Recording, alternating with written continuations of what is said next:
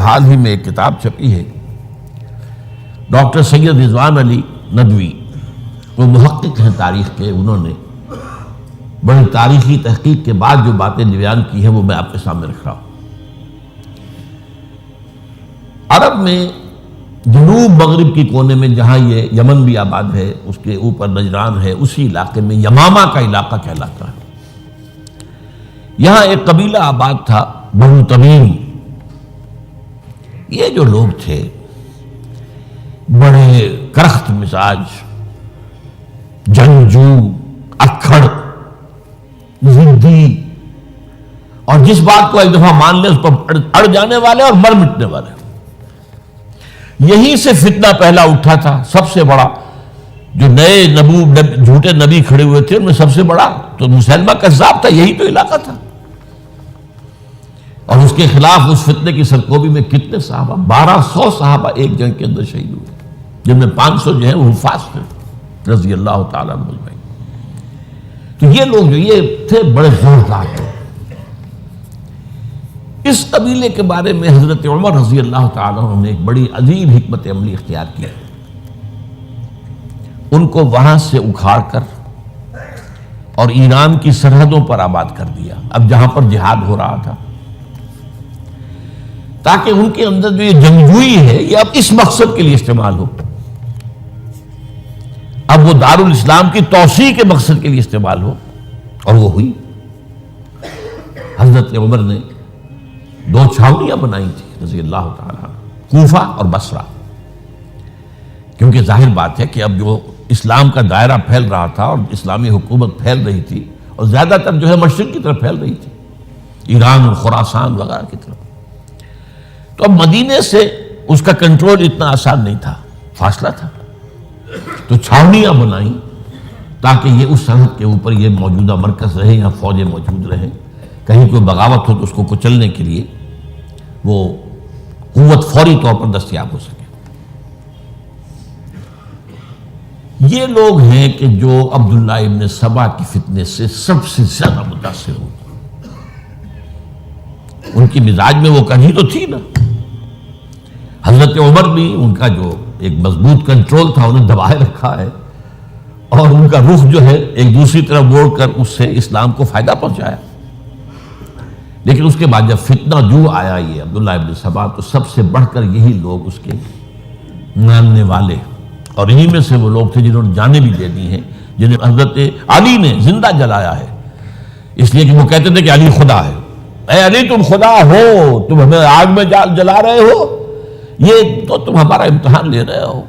وَلَنَبْلُوَنَّكُمْ بِشَيْءٍ مِّنَ الْخَوْفِ وَالْجُوعِ وَنَقْصٍ مِّنَ الْأَمْوَالِ وَالْأَنفُسِ وَالثَّمَرَاتِ۔ اب وہ اس آیت کو اپنے اوپر منطبق کر رہے ہیں۔ تو یہ جو کرخت لوگ تھے،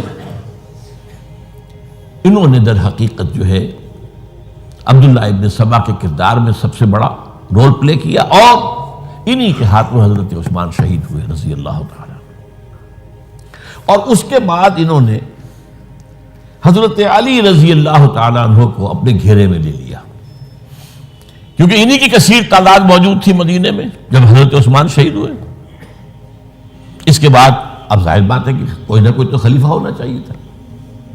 حضرت طلحہ سے کہا گیا، انہوں نے معذرت کر لی، حضرت زبیر سے کہا گیا، انہوں نے معذرت کر لی۔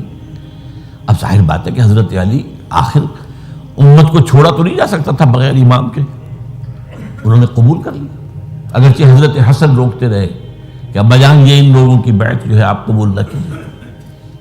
حضرت حسن تو ان میں سے ہیں جو حضرت عثمان کے دروازے پر کھڑے تھے پہرے دار کی حیثیت سے، حسن اور حسین رضی اللہ تعالیٰ عنہ، انہیں تو معلوم تھا فتنہ جو کون لوگ ہیں۔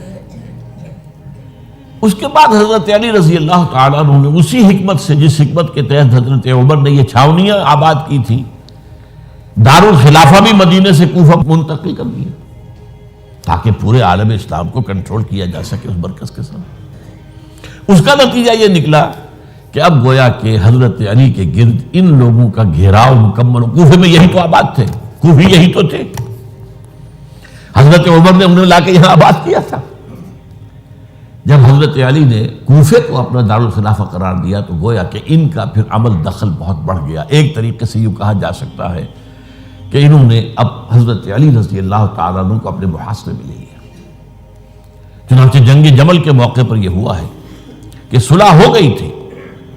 حضرت عائشہ رضی اللہ تعالی عنہ کے جو نمائندے تھے اور ادھر سے حضرت علی، صلح ہو گئی تھی، طے ہو گیا تھا کہ ہاں قاتلین عثمان کو جو ہے اس کو سزا دی جائے گی، قصاص لیا جائے گا حضرت عثمان کی قتل کا. لیکن ان لوگوں نے 10,000 آدمی کھڑے ہو گئے کوفے کے اندر، ہم سب قاتل ہیں عثمان کے، لوگ قصاص ہم سے اگر لے سکتے ہو. جس کے نتیجے میں اور انہوں نے جنگ شروع کر دی. اور جب جنگ شروع ہو جائے تو پھر اس کے بعد تو کوئی نہیں دیکھ سکتا کیوں شروع ہوئی، کیسے شروع ہوئی، کس نے شروع کی. اب تو یا مارو یا مرو، دو ہی باتیں ہوتی. 10,000 مسلمان ایک رات میں شہید ہوئے جنگ جمل میں. اب اس کے بعد حضرت علی رضی اللہ تعالیٰ عنہ کی خلافت جو ہے حضرت امیر معاویہ نے ماننے سے انکار کر دیا. جب تک قاتلین عثمان کو سزا نہیں دیتے ہم بیعت نہیں کریں گے. یہ نہیں کہ دعویٰ کیا ہو کہ میں خلافت کا حقدار ہوں، یہ نہیں، لیکن یہ کہ آپ کو ان کو سزا دینی چاہیے. اب یہ تھا وہ مخبصہ جس میں حضرت علی رضی اللہ تعالی عنہ وہ فرماتے تھے کہ میرا ساتھ دو تو میں ان قاتلین عثمان سے سزا جو ہے ان کو سزا دے سکتا. ادھر انہیں پتا تھا کہ میں سرنڈر کرتا ہوں تو مجھے علی تک تو پہنچنے کوئی نہیں دے گا، راستے میں ختم کر دیں گے رضی اللہ تعالی عنہ. تو یہ پیچ تھا ایک جو ایسا پڑا ہے. اب اس میں جب حضرت معاویہ اور حضرت علی کے مابین فیصلہ کن جنگ ہوئی، جنگ صفین جسے کہتے ہیں، جس میں 70,000 مسلمان ایک دوسرے کی تلواروں، تیروں، نیزوں سے قتل ہوئے.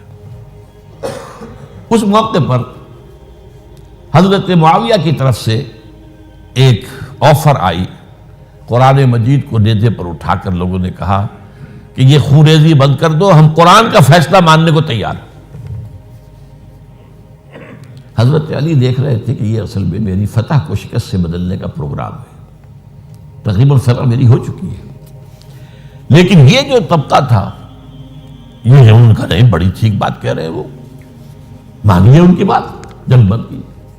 انہوں نے ہی یہی لوگ تھے جنہوں نے مجبور کیا حضرت علی کو کہ وہ تحکیم پر رضامند ہو جائے. اس کے بعد تحکیم میں جو معاملہ ہوا، حضرت علی حضرت عبداللہ ابن عباس کو اپنی طرف سے حاکم بنانا چاہتے تھے، یہ اڑ گئے نہیں. یہ اڑ جانے والے لوگ، اور یہی اصل قوت تھے، وہاں ساری طاقت تو انہی کی تھی. تو انہوں نے ابو موسیٰ اشعری کو اپنی طرف سے مقررہ، وہ بہت نرم خو آدمی تھے، انہیں بنا. بہرحال جو بھی بات طے ہوئی، اب تاریخ کی روایتوں میں اختلاف ہو سکتا ہے. کہا یہ جاتا ہے کہ طے تو یہ ہوا تھا حکمین کے مابین، ادھر سے ابو موسیٰ اشعری، ادھر سے عمرو بن العاص رضی اللہ تعالی عنہما، کہ آپ اپنے جو کلائنٹ ہیں حضرت علی آپ انہیں معزول کر دیجئے، میں معاویہ کو معزول کر دیتا ہوں، پھر جو ہے مسلمان فیصلہ کر لیں کسی اور کی عبادت. انہوں نے کھڑے ہو کے کہہ دیا میں علی کو معزول کرتا ہوں، اور عمرو بن العاص نے کہا کہ میں معاویہ کو قائم کرتا ہوں.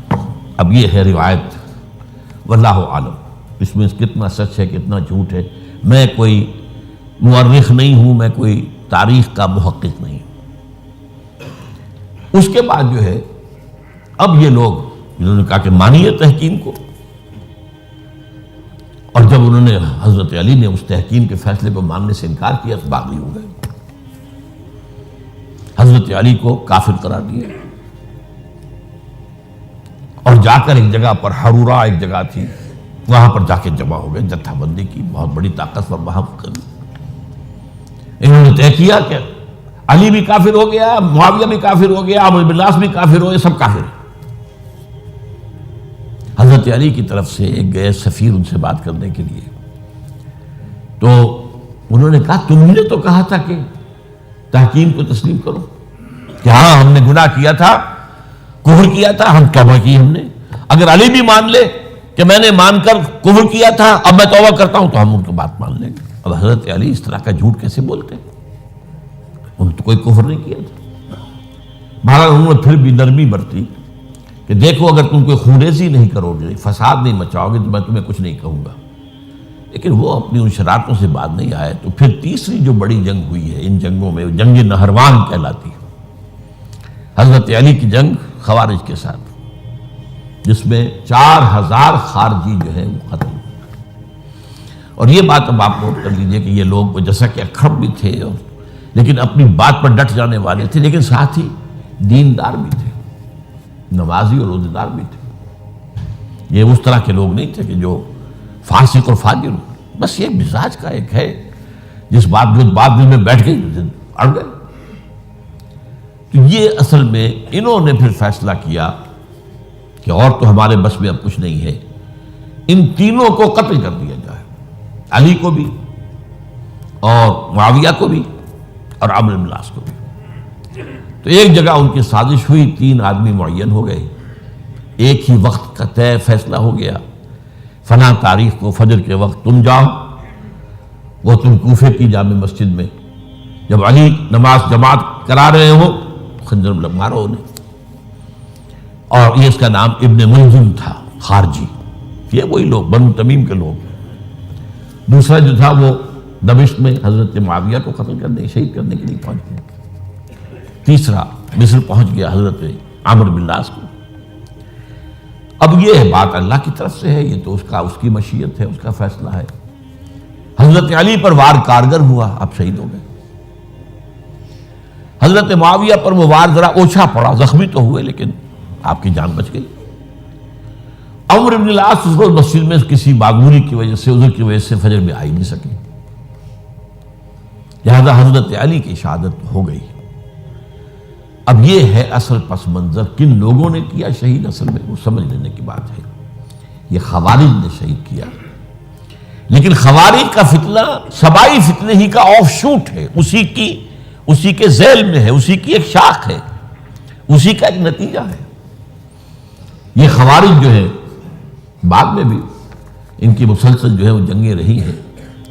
بہرحال اس صورتحال کو یہ سمجھ لیجئے کہ یہ خلفائے ثلاثہ رضی اللہ تعالی عنہ، حضرت عمر شہید، عثمان شہید، علی شہید۔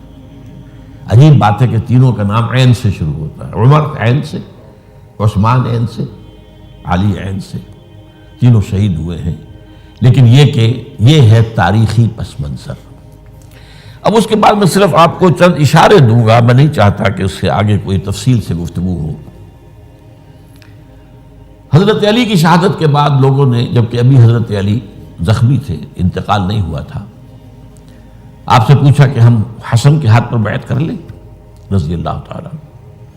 آپ نے فرمایا نہ میں تمہیں اس کا حکم دیتا ہوں اور نہ روکتا ہوں، یہ تمہارا معاملہ ہے، امر المسلمین ہے، مسلمان فیصلہ کر لیں جس کو چاہیں۔ چنانچہ حضرت حسن رضی اللہ تعالیٰ عنہ کے ہاتھ پر بیعت ہو گئی۔ اب معاملہ ٹھہرا حضرت حسن اور حضرت معاویہ کے مابین۔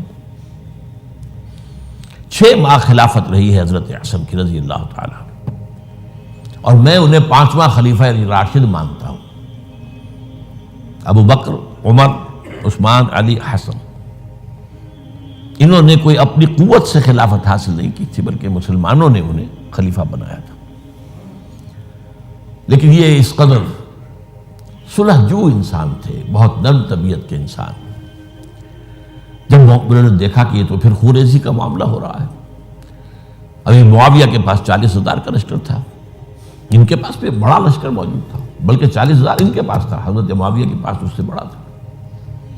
انہوں نے صلح کر لی حضرت معاویہ سے رضی اللہ تعالیٰ، اور وہ حدیث ان کے حق میں جو ہے پیشن گوئی تھی وہ پوری ہو گئی کہ حضور نے فرمایا تھا میرا یہ بیٹا مسلمانوں کے 2 گروہوں کے مابین صلح کرائے گا۔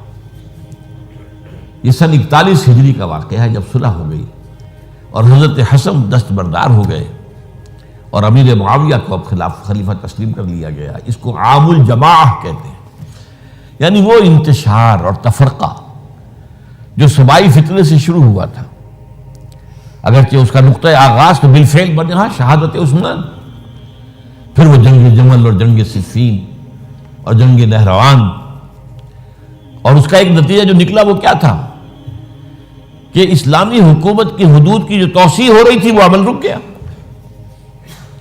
وہ تو خلفائے ثلاثہ، اب یہ ثلاثہ میں گن رہا ہوں، حضرت ابوبکر، حضرت عمر، حضرت عثمان، ان کے دور میں ساری توسیع ہوئی، فتوحات ہوئی۔ حضرت علی کا دور جو ہے سارا خانہ جنگی کی نظر ہو گیا. وہ خلیفہ راشد ہیں، اس میں کوئی شک نہیں ہے، بہت عظیم شخصیت ہے، ہمارے نزدیک صحابہ کرام میں سوائے 3 کے سب سے بڑھ کر ہیں، سب سے افضل ہیں. ہاں، ابو بکر، عمر، عثمان ان سے افضل ہے ہمارے نزدیک. خلافت جو ہے خلفاء کے مابین ترتیب فضیلت جو ہے وہ ترتیب خلافت کے مطابق اہل سنت کے نزدیک، لیکن باقی ہزاروں صحابہ میں تو سب سے اونچے ہیں. اس حوالے سے حضرت علی کا کوئی قصور نہیں ہے رضی اللہ تعالیٰ، ان کی کوئی کوتاہی نہیں ہے. انہیں خلافت ملی ہی ایسے پرفتن دور میں ہے.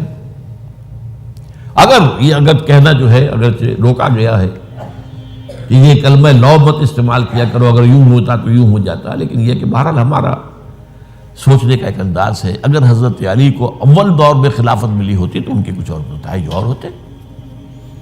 اب یہ پرفتن دور کے اندر خلافت ملی، خانہ جنگی ہو رہی ہے، اور جو حالات میں نے آپ کو بتائے ہیں، ظاہر بات ہے کہ وہ دور جتنا نہ ذرائع آمد و رفت ایسے تھے، نہ ذرائع مواصلات ایسے تھے، نہ کمیونیکیشنز ایسی تھیں. وہ تو یوں سمجھیے کہ دارالخلافہ کے اندر کے حالات جو ہیں بس وہیں پر فیصلہ ہو رہا تھا. یا پہلے مدینے میں ہوا، حضرت عثمان شہید ہوئے، اور یا پھر کوفے میں ہو گیا. وہ تو اصل جو بھی طاقت اس مرکز کے اندر جس کے پاس طاقت تھی، اسی نے جو بھی اپنا فیصلہ ہے وہ منگا لیا. بہرحال یہ جو حضرت حسن نے مصالحت کی ہے، جس کی بنا پر ہم تو انہیں سلام کرتے ہیں، ان کا احترام کرتے ہیں، انہوں نے خانہ جنگی ختم کی، فساد جو ہے اس کی جڑ کاٹ دی، تعامل جماعت ہو گیا، اب امن ہو گیا. اور نوٹ کیجئے اس کے بعد 20 برس تک امیر معاویہ کی حکومت رہی ہے.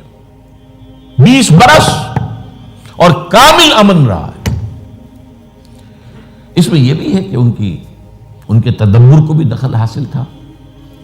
یہ بھی ہے کہ انہوں نے کچھ طاقت کا استعمال بھی کیا. یہ بھی ہے کہ انہوں نے دلجوئیاں بھی کی لوگوں کو، جس کو ہم کہتے ہیں مؤلفۃ القلوب، جو زکوٰۃ کے مسائل میں شامل ہے. کچھ لوگوں کی کچھ کے شر سے اس کو روکنے کے لیے ان کو جو ہے کچھ زکوٰۃ میں سے پیسہ دیا جائے وغیرہ وغیرہ، مؤلفۃ القلوب، تالیف قلب کے لیے. بہرحال نتیجہ یہ ہے. تاہم یہ جان لیجئے کہ حضرت معاویہ صحابی رسول ہیں، ہم ان کو تسلیم کرتے ہیں، لیکن ان کی خلافت کو خلافت راشدہ ہم نہیں مانتے، اس لیے کہ وہ انہوں نے اپنی طاقت سے حاصل کی ہے.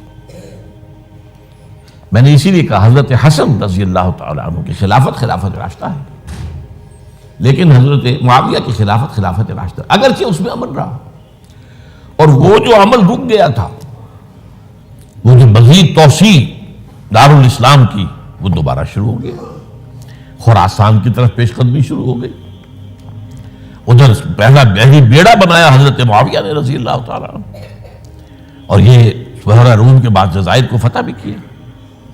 انہی کے زمانے میں مسلمان فوجیں جو ہیں استنبول تک پہنچ گئی، قسطنطنیہ کی فصیل تک پہنچ گئے.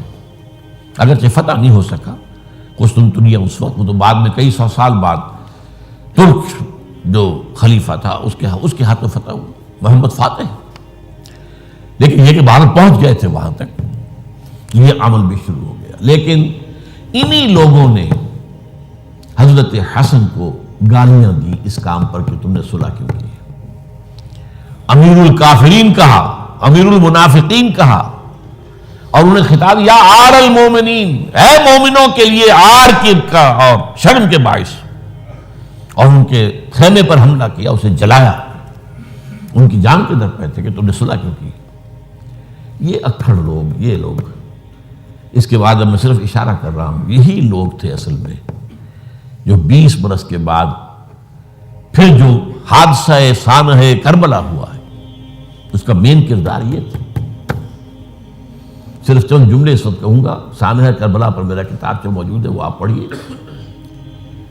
حضرت معاویہ رضی اللہ تعالیٰ عنہ کو مغیرہ ابن شعبہ ایک بزرگ صحابیوں میں سے تھے، انہوں نے مشورہ دیا کہ دیکھیے آپ کی خلافت سے پہلے 4 برس تک خانہ جنگی رہی، 1 لاکھ کے قریب مسلمان ایک دوسرے کی تلواروں سے ختم ہوئے. اب اگر وہ زمانہ گزر گیا، کبار صحابہ تو فوت ہو چکے، بڑے صحابہ تو گئے، اب تو یہ نو مسلم جو فتح کے بعد ایمان لائے یا اس کے بعد ایمان لائے جبکہ سورہ توبہ کی آیات نازل ہو گئی، اب تو یہ لوگ، یا پھر اب نئے لوگ جو مفتوحہ علاقے میں ایمان لا رہے ہیں، مسلمان ہو رہے ہیں۔ لہٰذا اب وہ جو مسلمانوں کا ایک نظام خلافت راشدہ کا تھا، اگر اس کے پیچھے کسی مضبوط قبیلے کی طاقت نہ ہو تو وہ مرکزیت قائم نہیں رکھ سکے گا۔ لہذا آپ یزید کو اپنا ولی عہد مقرر کر دیں۔ حضرت معاویہ کچھ رہے متردد، لیکن بعد میں ان کی سمجھ میں یہ بات آ گئی۔ یہاں یہ نوٹ کر لیجئے کہ میں یا آپ حضرت معاویہ کے فیصلے سے اختلاف کر سکتے ہیں، ان کی نیت پر حملہ نہیں کر سکتے، وہ صحابی ہیں۔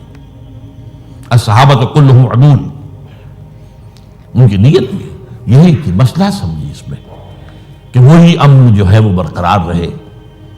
اس وقت جو ہے کچھ تھے ہمارے جو اس وقت اگرچہ وہ صغار صحابہ میں شمار ہوتے تھے، لیکن اب وہ کبار تھے، وہ کھڑے ہو گئے کہ آپ یہ کام غلط کر رہے ہیں، یہ قیصریت اور کسرویت جو ہے اس کا آغاز کر رہے ہیں۔ اور یہ کون لوگ تھے؟ اب دیکھیے ترتیب: ابو بکر کے بیٹے عبد الرحمن، عمر کے بیٹے عبداللہ ابن عمر، عباس کے بیٹے عبداللہ ابن عباس، زبیر کے بیٹے عبداللہ ابن زبیر، علی کے بیٹے حضرت حسین۔ حضرت حسن فوت ہو چکے تھے کیونکہ یہ عین وسط میں ہوا واقعہ، 20 سال کے درمیان 10 سال حضرت معاویہ کی حکومت کو شروع ہوئے 10 سال ہو چکے تھے۔ میری جو تحقیق ہے یا مطالعہ اس کے مطابق تو یہ ہے کہ حضرت عثمان نے مصلحت سے، حضرت معاویہ نے مصلحت سے کام لیا اور ان پر جبر نہیں کیا، لیکن انہی ندوی صاحب نے کچھ لکھا ہے کہ بالجبر بھی ان سے بیعت لے لی، بیعت ولی عہدی۔ مجھے اس سے اختلاف ہے، یہ حضرات ایسے نہیں تھے کہ جو بالجبر بیعت کرنے والے ہوں، میں اس کو ماننے کو تیار نہیں۔ بہرحال یہ حضرت، میرے نزدیک حضرت معاویہ نے جبر نہیں کیا، زبردستی نہیں کی، لیکن جب حضرت معاویہ کا انتقال ہو گیا، اب جو ہے معاملہ یہ پیدا ہو گیا کہ آپ بیعت کریں نہ کریں تو پھر جو ہے باغی شمار ہو گئے۔ عبد الرحمن ابن ابو بکر رضی اللہ تعالی عنہما وہ فوت ہو چکے تھے، اب 4 رہ گئے تھے، عبداللہ ابن عمر، عبداللہ ابن عباس، یہ دونوں تھے جو عمر میں بڑے تھے، عبداللہ ابن زبیر اور حسین ابن علی رضی اللہ تعالی عنہ۔ ان چاروں نے کہا کہ کام غلط ہوا ہے یہ، لیکن اس کے بعد ایک تفریق ہو گئی۔ یہ جو دونوں بزرگ تر تھے، حضرت عبداللہ ابن عمر، عبداللہ ابن عباس، ان دونوں نے کہا کام تو غلط ہے لیکن ایسا نہیں ہے جس کی بنا پر خونریزی کرائی جائے، مسلمانوں کا خون بہے، بغاوت کی جائے، ایسا نہیں۔ مطلب یہ کہ اس کے اندر مصلحت کا تقاضا یہ ہے کہ اس وقت جو ہے اس کو تسلیم کر دیا جائے۔ لیکن یہ جو دو نوجوان تھے، ان کے اندر، نوجوان نہیں کہ وہ جوان تھے ماشاءاللہ، لیکن یہ کہ جوش زیادہ تھا، یہ اڑ گئے کہ نہیں، ہم اس غلطی کو اب نہیں چلنے دیں گے۔ حضرت عبداللہ ابن زبیر اور حسین ابن علی رضی اللہ تعالیٰ عنہ۔ اب دیکھیے اصل فیصلہ کن بات کیا ہوئی، ان دونوں حضرات میں ایک اختلاف ہو گیا۔ حضرت عبداللہ ابن زبیر کا کہنا یہ تھا کہ یہی مقیم رہی ہے مکے میں، اور یہیں سے جو ریزسٹنس موومنٹ ہے وہ شروع کی جائے بنو امیہ کی حکومت کے خلاف۔ ادھر سے کوفیوں کے خطوط چلے آ رہے تھے حضرت حسین کو رضی اللہ تعالیٰ عنہ، آپ آئیے، ہم آپ سے بیعت کریں گے۔ حضرت حسین نے اپنے بھائی، چچا داد بھائی مسلم بن عقیل کو بھیجا، ان کے ہاتھ پر 10-12 ہزار کوفیوں نے بیعت کر دی حضرت حسین کے لیے، اور ان کے خطوط کے جو ہے وہ تو پورے کے پورے تھیلے تھے حضرت حسین کے پاس۔ اس سے پھر حضرت حسین نے سفر کیا، ادھر یہ ہوا کہ یزید کی طرف سے عبید اللہ ابن زیاد جو ہے گورنر بن کر آیا، اس نے جو تشدد کیا کوفیوں پر، سب نے بیعت توڑ دی، اور حضرت مسلم بن عقیل جو ہے ان کو شہید کر دیا۔ یہ خبر پہنچی ہے حضرت حسین کو، آپ ابھی درمیان میں تھے سفر کے، آپ نے مناسب سمجھا کہ میں واپس لوٹ جاؤں، لیکن حضرت مسلم بن عقیل کے بیٹے کھڑے ہو گئے کہ اب ہم قصاص لیے، ہمارا باپ شہید کیا گیا، قصاص لیے بغیر تو نہیں جائیں گے۔ اب یہ مروت کے خلاف تھا حضرت حسین کی کہ وہ ان کو چھوڑ دیتے۔ یہ وجہ ہے کہ وہ حادثہ پیش آیا، اور اس میں بھی اصل وجہ میں بتاتا ہوں، وقت جو ہے ختم ہو گیا ہے۔ وہ یہ ہے کہ حضرت حسین نے جب وہ لشکر تھا کوفیوں کا، کوفی تو آئے تھے نا، وہی کوفی جنہوں نے بیعت کی تھی، وہی بیعت توڑنے والے تھے، وہی لشکر میں آئے تھے حضرت حسین کے خلاف۔ حضرت حسین نے وہاں عین میدان جنگ میں اعلان کیا، دیکھو فلاں ابن فلاں، یہ تمہارا خط ہے کہ نہیں، تم نے مجھے بلایا، دیکھو فلاں ابن فلاں، تم نے مجھے دعوت دی تھی کہ نہیں، یہ دیکھو میرے پاس تمہارے خطوط جو ہیں تھیلے بھرے ہوئے موجود ہیں۔ اب انہیں اندیشہ یہ ہوا کہ اگر حضرت حسین کو کسی طرح بھی یزید تک پہنچ جانے دیا گیا تو ہمارا جو ہے بانڈا پھوٹ جائے گا، پھر ہماری خیر نہیں۔ ورنہ حضرت حسین نے کہا تھا، دیکھو یا مجھے واپس جانے دو، یا مجھے سرحدوں کی طرف جانے دو، میں کفار کے ساتھ جہاد کرتے ہوئے اپنی زندگی صرف کر دوں گا، یا مجھے یزید کے پاس جانے دو، میں اس کے ساتھ اپنا معاملہ کر لوں۔ انہوں نے کہا کہ اگر یزید تک ان کی رسائی ہو گئی تو پھر ہماری خیر نہیں۔ تو انہوں نے نہ صرف یہ کہ شہید کیا، وہی کوفی، وہی بنو تمیم کے لوگ، وہی اکھڑ، انہوں نے نہ صرف یہ کہ شہید کیا بلکہ پھر خیموں کو آگ لگائی۔ کیوں لگائی؟ تاکہ وہ جو ڈاکومنٹری پروف تھا ان کے خلاف وہ ختم ہو جائے، ورنہ آگ لگانے کی کیا ضرورت تھی؟ انہوں نے اور تو کوئی نہیں کیا، یعنی وہ کام تو نہیں کیا کہ جو کسی مفتون کے ساتھ کیا جاتا ہے۔ حضرت حسین کے بیٹے بیمار تھے، حضرت علی بن حسین زین العابدین رحمۃ اللہ علیہ، انہیں شہید تو نہیں کیا۔ جو خواتین تھیں جو ان کی کوئی بے حرمتی نہیں کی۔ یہ نہیں کہا کہ اب یہ تو جیسے کہ خوارج کہتے تھے جو مسلمان کافر ہو گئے، مسلمان ہیں ان کے نزدیک کافر ہیں، ان کی بیویاں بھی حلال ہیں ہم پر، وہ تو کنیزیں ہیں، پھر حاصلہ یہ تو نہیں کیا۔ خیمے جلائے اس لیے ہے کہ وہ جو ثبوت تھا ان کے خلاف وہ ختم ہو جائے۔